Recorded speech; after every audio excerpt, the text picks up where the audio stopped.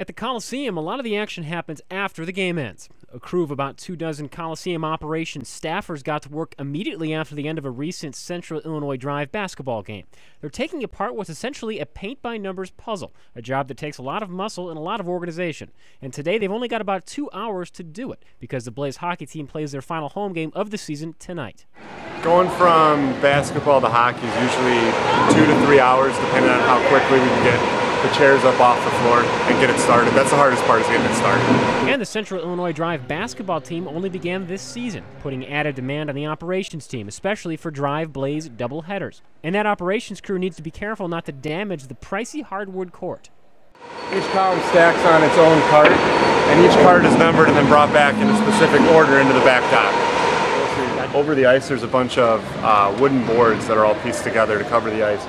And I thought the floor was nailed into those, and as it turns out, it's just laid down, and then each of the pieces are staked together with 2 or 3 stakes in like a pin location.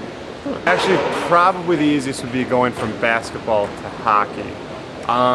Reason being, even though you have the ice to worry about, once these floorboards come up, they're relatively easy to move. So once the basketball court's off, the process speeds up.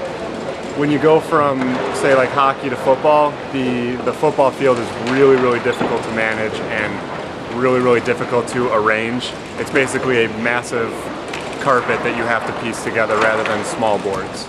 A weekend stacked with events is good for the Coliseum's bottom line, but it can be a time crunch for the operations team. The venue was extra busy one weekend of January when the crew had to prep for a comedy show, change over for basketball the next day, then to hockey that night, then the Lady Antebellum show Sunday night, then back to hockey for Monday. But they got the job done. That's a grind, and I don't even have it the worst because I wasn't here for all of them. I was just here for the 3 sports, but you know, we've got a really good operations staff.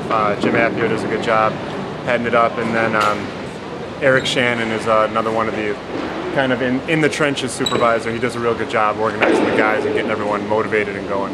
The first time we did it was kind of a hodgepodge, real all hands on deck, because we didn't know exactly what to expect. But after we saw, you know, it could be done in the 2 or 3 hours, and that, you know, hockey will happen, it's kind of calmed down, and you know, you just get into a groove, and it's very methodical. It's just a very tedious process, you know.